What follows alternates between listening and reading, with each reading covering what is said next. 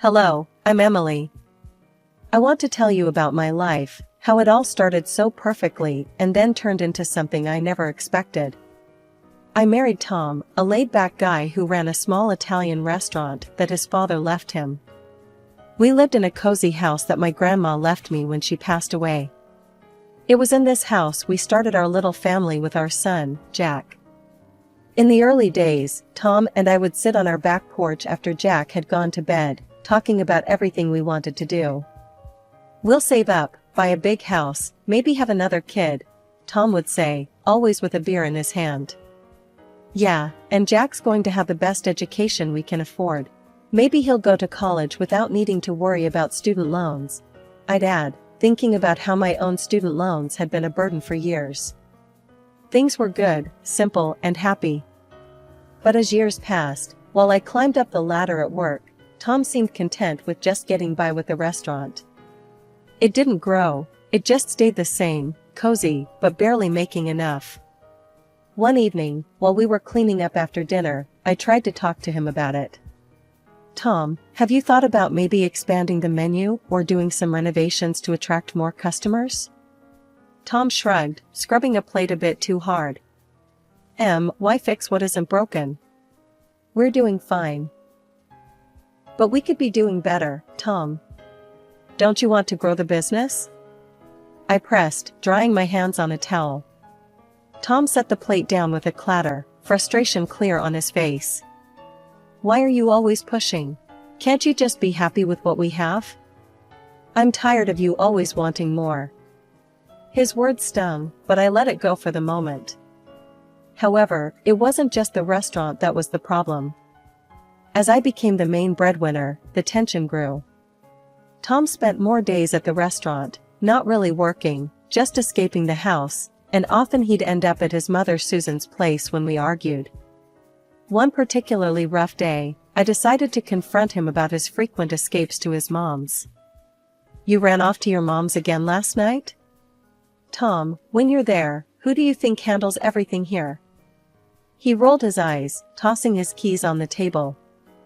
"Oh, come off it, Em. Mom understands me. Plus, she doesn't nag me about money or working more."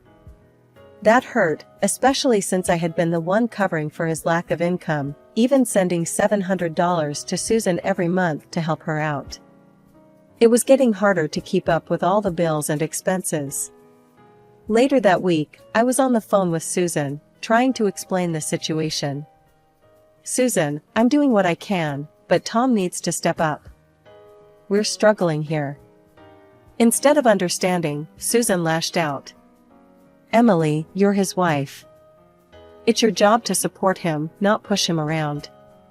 You're always after my boy to change. Can't you see you're the problem?" Her words were harsh, and I felt a wave of anger wash over me. "I am supporting him, Susan. More than you know. I send you money every month, remember? How can you call me the problem? You're a gold digger, that's what you are, always counting every penny," she shot back, before hanging up. As the night fell, I watched Tom retreat to the couch, beer in hand, lost in his phone, while I put Jack to bed, the weight of my conversation with his mother heavy on my shoulders. Life at home got tougher when Tom's restaurant hit rock bottom. He had to let go of his staff one by one, till it was just him tossing pizzas in a quiet corner of town. Soon, even the pizza didn't pull enough folks in to keep the lights on. The day he shut down for good, he came home looking defeated but with an edge of defiance in his eyes. "You know, this isn't the end. It's just a bump," he said, trying to keep his voice steady as he took off his apron for the last time. I was sitting at the kitchen table, bills spread out like a deck of bad cards. "A bump? Tom, the restaurant's closed. We need another income, not tomorrow, but now." He bristled at that, his pride wounded. "I'll find something, but I'm not just going to take any job. I've got my standards. I was a business owner, And what does that mean now, Tom? We need real money, not standards," I shot back, frustration boiling over. He just shook his head, muttering about not being any desk jockey at some company. "I have a degree, Emily. I'm looking for a chief's position, nothing less. I couldn't believe his audacity. Your business just tanked, and you think you can land at the top somewhere else just like that? I snapped, unable to keep the edge out of my voice. He didn't reply, just stormed out, probably to his mother's. That's how it was now. When things got tough, Tom vanished. The weekend brought no peace, only his mother, Susan, barging in with her own set of demands. She came just as I was setting up lunch, her timing as impeccable as her nerve. Emily, you need to talk to your bosses. Get Tom a good position at your place. He deserves it, she commanded, as if it were the most obvious solution. I laughed, despite myself. It was a harsh, short sound. Susan, that's not how it works. I started at the bottom and worked my way up. They don't just hand out top jobs, because I say so. She narrowed her eyes, her lips thinning. You just don't want him succeeding there. Afraid he might overshadow you, huh? Seriously? Tom walking into a senior role with no experience is not happening. And it's not about fear. It's about reality, I explained, slicing the tension with every chop of the salad knife. Lunch went on with a chilly air swirling around us. Tom was quiet, picking at his food, probably stewing over his own bruised ego and his mother's words. Tom's days became a blur of nothingness. He'd lounge around, beer in hand, glued to his phone, while I juggled work, house chores, and caring for our son, Jack. Each evening I came home to find the house a mess and dinner nowhere on the horizon. Tom, could you at least start dinner? I'm running on fumes here, I'd say as I dropped my bags, kicking off my shoes. He'd grunt, not taking his eyes off his phone. Why? You do it better. I'm tired too, you know. Tired from what? It burned me up inside, seeing him so idle, especially when Jack would tug at my sleeve, hungry and waiting. And Jack? Did you pick him up from school today? I asked one evening, already knowing the answer. No, your mom did. Forgot to tell you, he mumbled, barely audible over the TV. My mother, thankfully, lived nearby and had become my unplanned backup, ever since Tom had stopped bothering with even the smallest responsibilities. Tom, he's your son too. He needs you. I tried to keep my voice even, but it was hard. This would usually be the point where he'd get up and leave, the door slamming behind him, a punctuation to our daily script. And true to form, he'd disappear, off to who knows where, leaving me to handle everything. One day, the routine took a darker turn. I had started noticing money missing from my purse. At first, it was a few dollars here and there, but then whole bills began to vanish. One evening, after double-checking my cash, I confronted him. Tom, have you been taking money from my purse? He looked away, then back at me. Needed some cash for beer. Beer? Really, Tom? You're taking cash like a thief now? How dare you call me a thief? I'm your husband, he shot back, voice rising. Before we could go any further, Susan barged in, her timing impeccable as always. She must have caught the tail end of our argument, because her face was thunderous as she laid into me. Emily, all you care about is money. Can't you see the man is struggling? You should be supporting him, not accusing him. Support him? By letting him steal from me? What about Jack? What about our bills? My voice was rising too, the stress of the last few months boiling over. Tom had slumped back on the couch, tuning out the women in his life arguing over him, his gaze fixed on some invisible point on the floor. The argument spun out, leaving a cold silence in its wake. Susan left in a huff, and Tom just sat there, saying nothing, doing nothing. Jack fell ill just as the last light of summer faded. His fever spiked one evening, and no amount of soothing or cool cloths seemed to help. I sat by his bed, thermometer in hand, my heart sinking with each beat that confirmed the fever wasn't breaking. Tom was no help, as usual, sprawled on the couch, lost in the glow of his phone. Tom, can you at least check if we have any more fever reducer in the medicine cabinet? I called out, trying to keep my voice steady. He grunted something unintelligible and slowly hoisted himself up, but I knew I'd be faster. Jack was whimpering softly, his small hands clutching mine, and every second counted. I brushed a kiss on his forehead and hurried to the kitchen myself.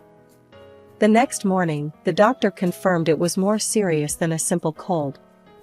He needs medication, and we should run some tests. Better to be safe, he advised, scribbling on his pad. Tests meant money. More money than what was left after all the bills and Tom's unchecked spending.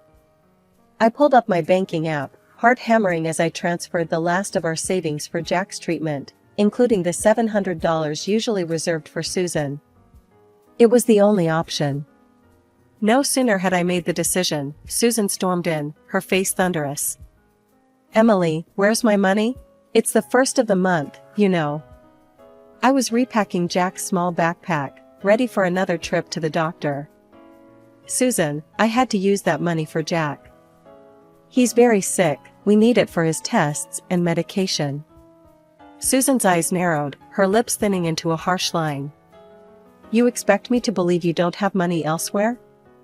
"That was my money, Emily. I need it." I stepped back, holding up my hands, the protective mother in me rising fast. "Jack comes first. He's a child, he's sick, and he needs his mother to take care of him. I'm not going to apologize for that." "Well, I should have known you'd pull something like this. Keeping money from me for that boy." Susan spat the words out like they were poison. That stung, and my temper flared. "That boy? Susan, that's your grandson. How can you be so cold?" "I don't need lessons from you, Emily. If you don't pay me by tomorrow, you'll regret it," she hissed, her face twisted in anger. The threat hung in the air, heavy and dark. But seeing Jack, so small and frail in the other room, gave me the strength I needed. "Get out, Susan. Now. I won't have you threatening me in my own house, not today, not ever." Susan looked like she might say more, but the look in my eyes must have told her all she needed to know. She stormed out, slamming the door behind her, leaving a silence that rang in my ears. Tom dressed in silence and followed her out. I returned to Jack's side, my hands trembling as I smoothed back his hair. He looked up at me, his eyes trusting and filled with a pain that broke my heart.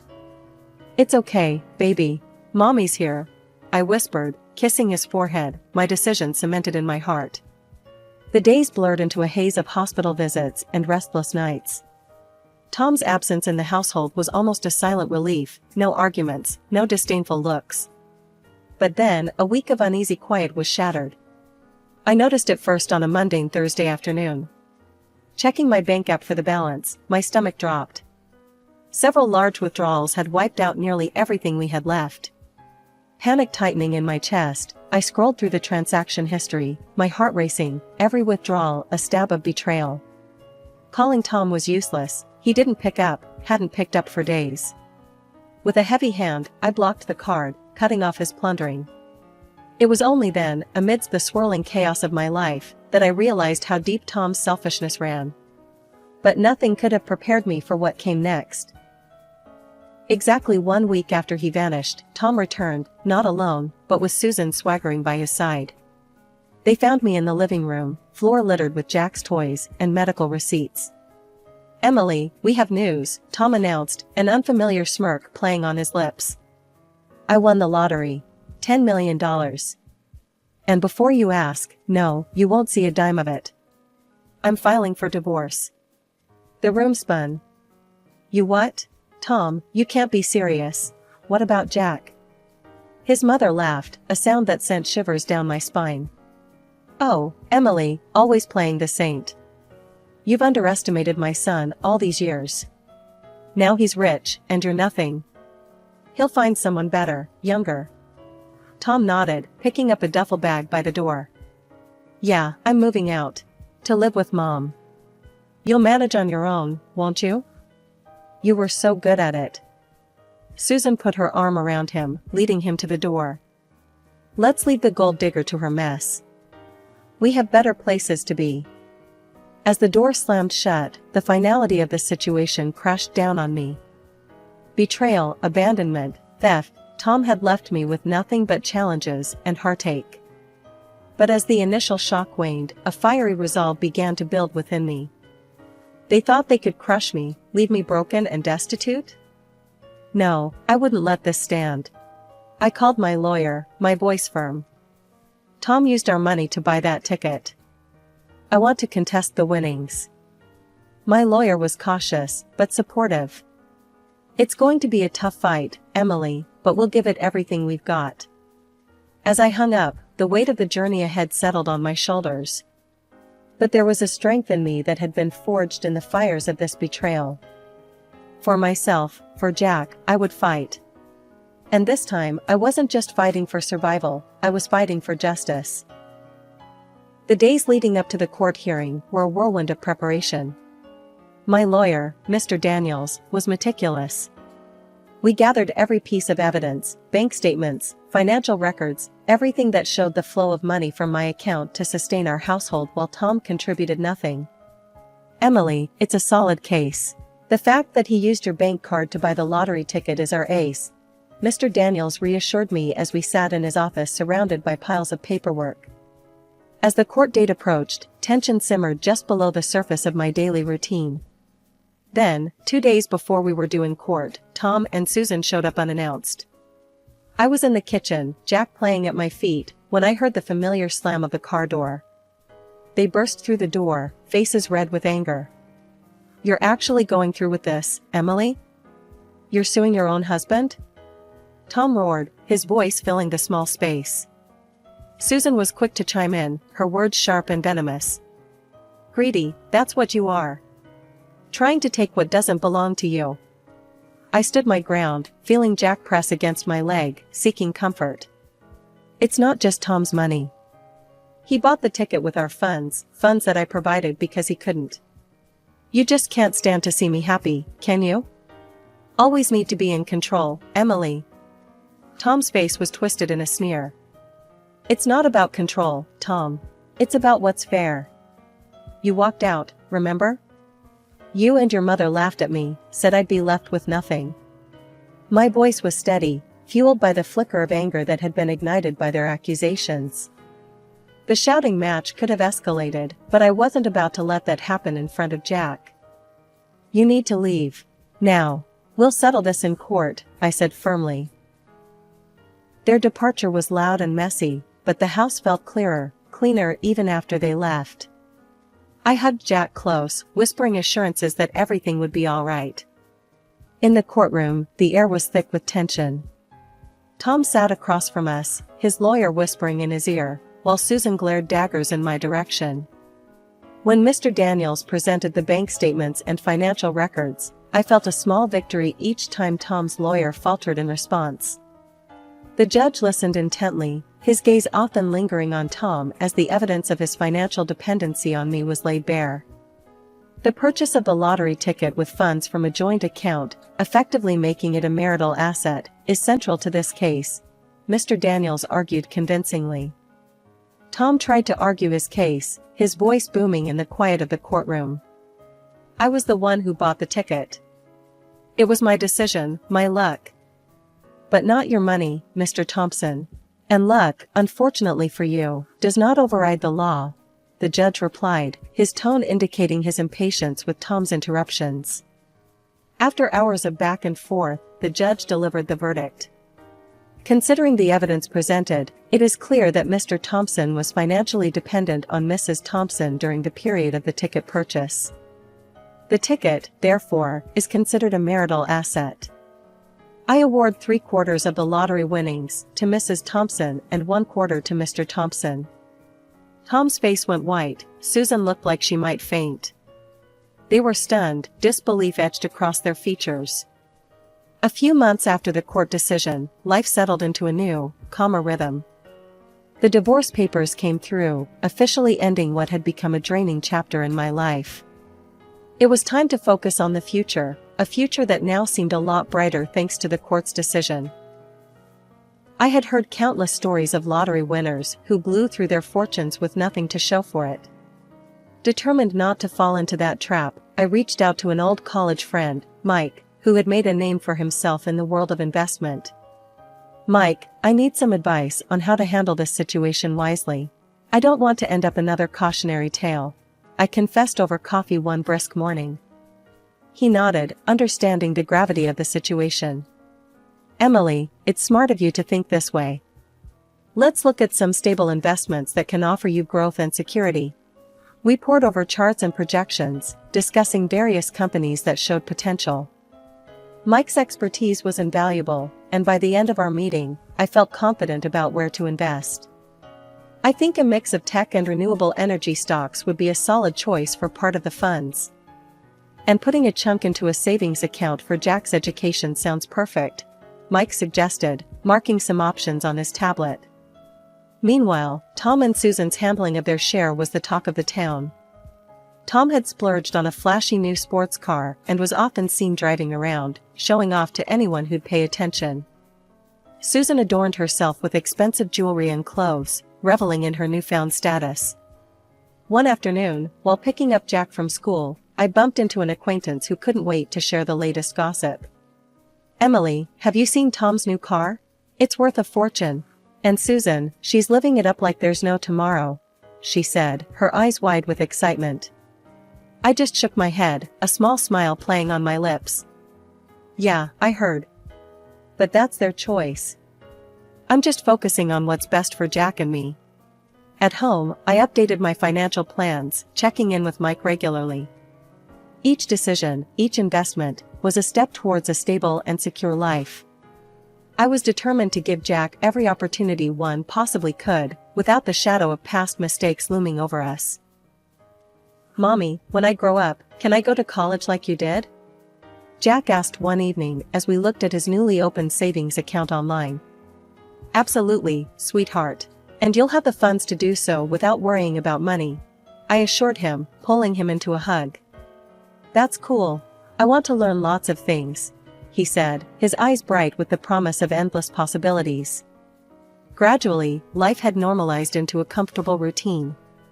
Jack was thriving at school, and our investments were performing well. I had managed to put the past behind us, focusing on our future. But then, the past decided to make an unwelcome return. I heard it first from a close friend during a casual coffee meetup. "Emily, have you heard about Tom? He's lost everything, his car, the money. Heard he's neck-deep in gambling debts now."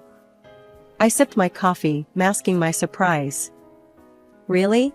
That's unfortunate. And Susan, she's been pawning off her jewelry. Seems they're both hitting rock bottom after all that show-off," she added, shaking her head in disbelief. It wasn't long before Tom himself stood on my doorstep, a shadow of his former self. His expensive clothes gone, replaced by worn jeans and a faded jacket. His eyes, once so full of arrogance, now held a desperate, hollow look. "Emily, can we talk?" His voice was hoarse, as if he'd rehearsed this speech 100 times. I hesitated but nodded, stepping aside to let him in. Jack was at a friend's house, so we had privacy, not that I wanted to prolong his visit. Tom took a deep breath, looking around the living room as if seeing it for the first time. "I've lost everything, Emily. The money, the car. I've got nothing left. And I miss my family. I miss you." I raised an eyebrow, unable to keep the skepticism out of my voice. "You miss the money, you mean?" "No, it's not just that. I've been doing some thinking, a lot actually. I was hoping, maybe we could start over?" His gaze was pleading, but all I could see were the years of lies and negligence. I let out a short laugh, more out of disbelief than amusement. "Start over? After everything you've put us through? You walk out, call me a gold digger, waste your fortune, and now you want to come back like nothing happened?" He shuffled his feet, looking anywhere but at me. "I know I messed up, Emily. I really do. But I'm willing to change, to be better. Tom, you walked out when you thought you didn't need us anymore. You showed your true colors. Now, you're just sorry because you're broke and alone," I said, my voice firm. He looked deflated, the reality of my words hitting him hard. So, that's it then? There's no chance? Tom, I forgave you a long time ago for my piece, not so you could come back whenever you hit rock bottom. Jack and we're doing great, and I intend to keep it that way. With a heavy sigh, he turned and left, his shoulders slumped in defeat. I watched him go, feeling a chapter firmly closing behind him. As I picked up Jack later that day, his laughter filling the car, I knew beyond a doubt that no amount of lottery fortune could ever compare to the wealth we had in each other. Our journey hadn't been easy, but it was ours, and it was filled with real, priceless love.